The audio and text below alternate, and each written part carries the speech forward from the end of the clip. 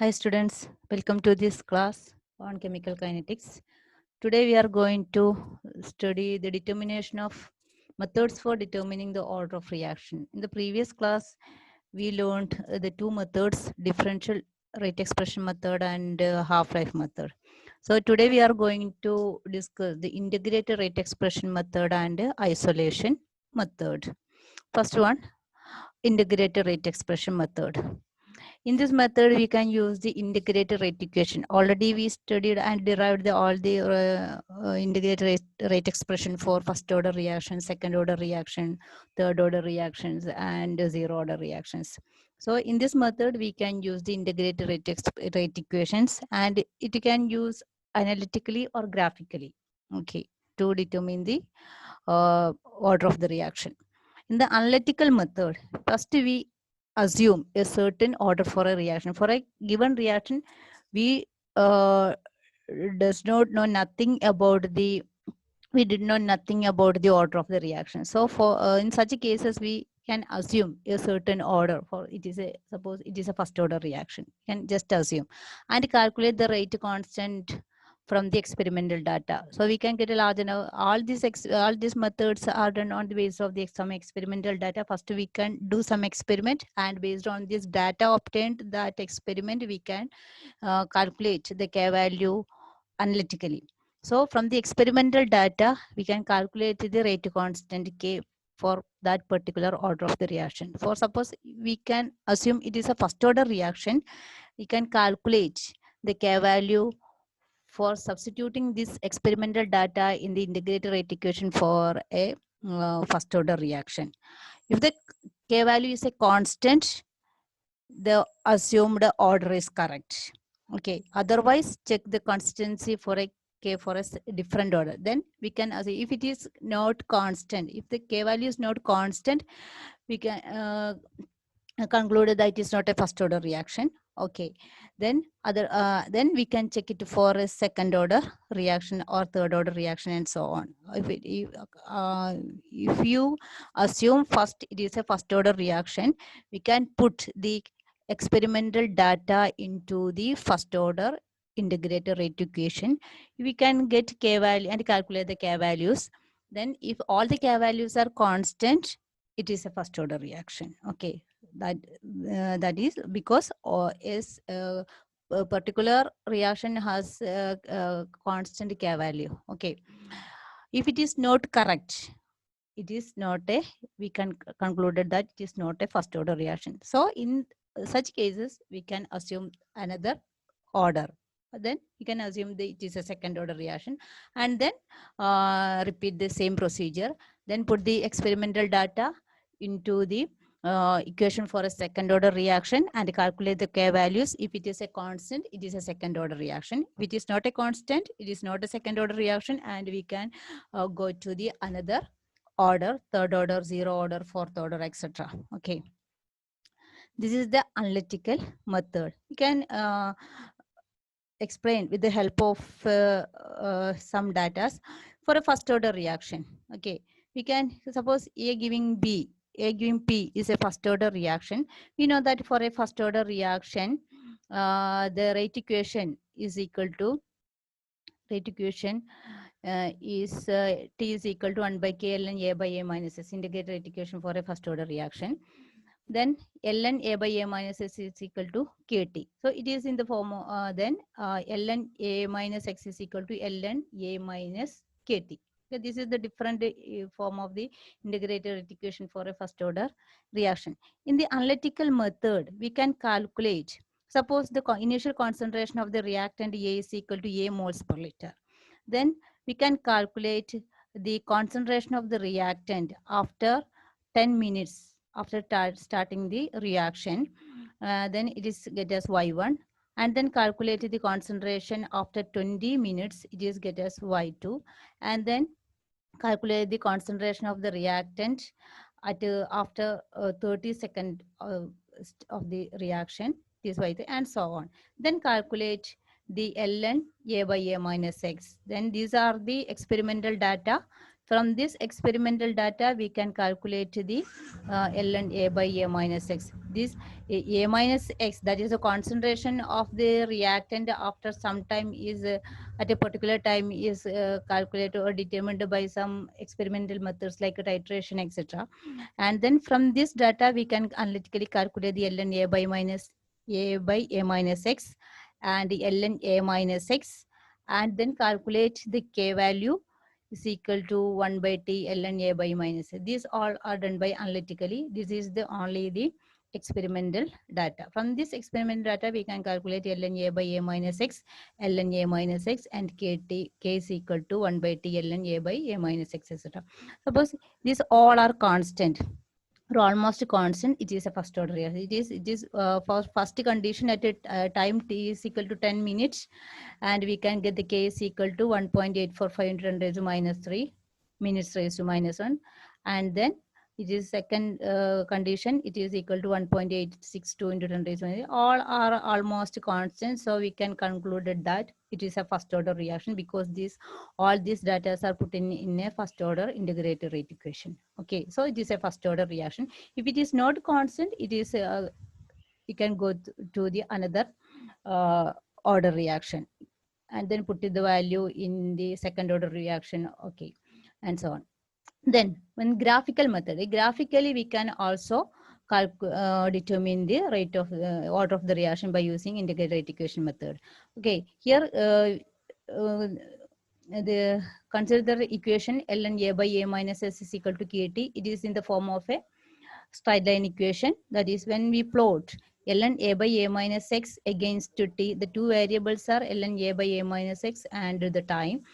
And then when we plot ln A by A minus X against T, we can get a straight line that is passing through the origin. If it is a straight line, it is an equation of straight line form. So when we plot, we can get a straight line if it is a first order reaction. Okay, if it is a first order reaction, we should have to get in a straight line with a positive slope, or otherwise it is not a first order reaction. Then another graph, then ln A minus X is equal to ln A minus KT. So for that purpose, we can calculate the ln A minus X is here. Okay, then when plot ln A minus X against T, we can get a straight line with a negative slope, and then it is first order. These are the two graphical method to verify it is a first order, whether it is a first order reaction or not. Okay, if in both cases or either of the cases it is not a straight line, it is not a first order reaction. Okay, these are the analytical method and this is the graphical method.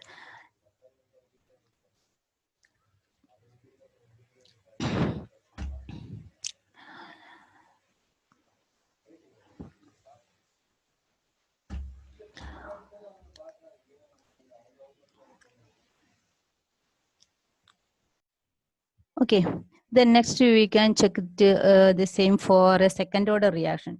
In first case, if it is not, the K value is not constant when we put the experimental data in the integrated rate equation for a first order reaction, or graphically we can did not get a straight line, then we can go to the second order equation.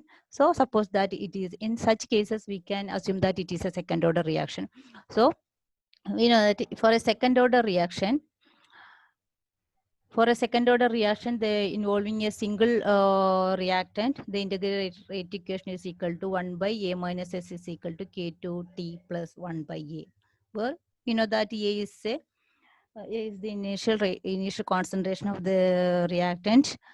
Then similarly, in the case of first order reaction, we can calculate the A minus X. We want the A minus X. Okay, calculate the A minus X by experimentally. We can determine the A minus X, that is the concentration of the reactant at a particular interval of time, like 20 minutes, 30 minutes, etc. We can calculate the concentration of A minus X, that is the concentration of the reactant after starting the reaction. Okay, then calculate 1 by A minus X analytically, and then from that we can calculate the K2 values. If the K2 values are almost constant, we can say that it is a second order reaction. Okay, if it is not so, it is not a second order reaction, then now we can go to the third order or zero order reaction, okay, and so on. Then in the graphical method, then here, look at this equation. It is in the form of a straight line equation with a y-intercept. Okay, y is equal to mx plus c, where c is the 1 by a. It is a y-intercept. So when we plot the graph between 1 by a minus x against t, we should have to get a straight line with a positive slope and a y-intercept. Okay, so it is a straight line. The reaction is a second order reaction. In otherwise, it is not a second order reaction, because we can put all this experimental data in the equation of a second order reaction. So if it is a second order reaction, we should have to get the straight line. This is the analytical and the graphical method for determining the order of a reaction using integrated rate equation method. Okay, it is somewhat tedious. Again, check for one order first first order reaction. If it is not correct, and then go to the another order, a different order, and so on. Okay. Then next method is the isolation method. In the isolation method, we can use if there are more than one reactant. More than one reactants are there in the reaction. Then in such cases, keep the concentration of all the reactant but one. In all the reactant in large excess except to one reactant. If there are more than one reactant, if suppose there are two reactants, A and B, keep the concentration of A in large excess and B in small. Okay, then study the kinetics by changing the concentration of the reactant which is not taken in large excess. Then then study the rate of the reaction by changing the concentration of the reactant which is taken in small amount.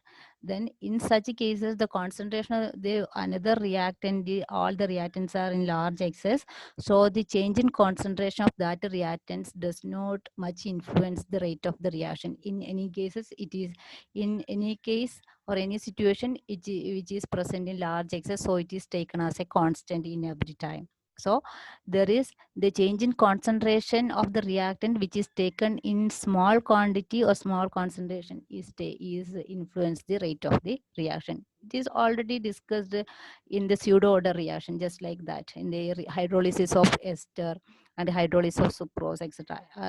That condition also applied here.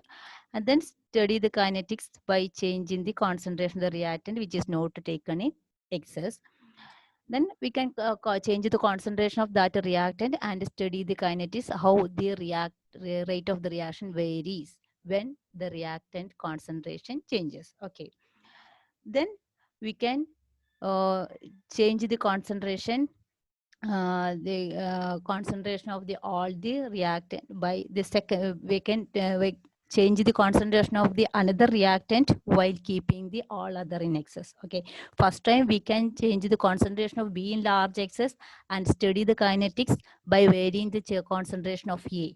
Okay, we can get a rate equation for that particular reaction. Okay, then the next time we can take A in large excess and changing the concentration of B and in every time and study the rate of the reaction with respect to B. Okay. In the first case, the concentration of B is not affected the rate of the reaction, and the second case, the rate of the reaction not affect the rate of the reaction. So in the first case, we can get the rate of the reaction with respect to A only, and in the second case, we can get the rate of the reaction with respect to B only. Then in each case, the results give the order with respect to the reactant whose concentration is changing. Okay. Consider the reaction between hydrogen and iodine to give the hydrogen iodide. Then when we keep the concentration of hydrogen changing and the concentration of iodine is in excess, though the rate of the reaction is equal to K into concentration of H2 into concentration of I2. But here the concentration of I2 is large, so it is not affect the rate of the reaction. The changing concentration is very minute compared to the changing concentration of hydrogen, so it is always taken as a constant. So the rate is equal to K into concentration of hydrogen. So it is found that it is first order with respect to hydrogen when iodine is taken in large excess. So that is, from this experiment, we can find that the rate of the reaction is first order with respect to hydrogen when I2 or iodine is taken in large excess. Then we can change the condition in which the hydrogen is taken in excess and the concentration of I2 changes. In such a condition, it is found that it is also first order with respect to iodine. Here H2 is excess. That is, with respect to hydrogen, it is a first order reaction, and with respect to iodine, it is also a first order reaction. So the overall rate is equal to K2 into H2 I2. So it is the power of hydrogen is equal to 1 and the power of I2 is equal to also 1. So the overall order of the reaction is equal to 2. So it is a second order reaction. Okay, here the pseudo means, here it is actually not, it is a pseudo order reaction. The pseudo means it is first, the one of the reactant is taken in large excess. In such cases, we can say that it's a pseudo order reaction. So in such cases, K is equal, the rate is depends only on the concentration of hydrogen or the concentration of iodine. So the overall rate is the rate of the both. Then that is, in some cases, the concentration of the rate of the reaction is with respect to the second reactant is maybe with respect to the second power is equal to I square. Then in such cases, it is equal, here is a put a square, so it is a third order reaction. Okay, in this case of hydrogen iodide, the overall reaction order of the reaction is 2. This isolation method, we can isolate. It means we can isolate one reactant from all other reactants by keeping the concentration of the all other reactants as constant or excess.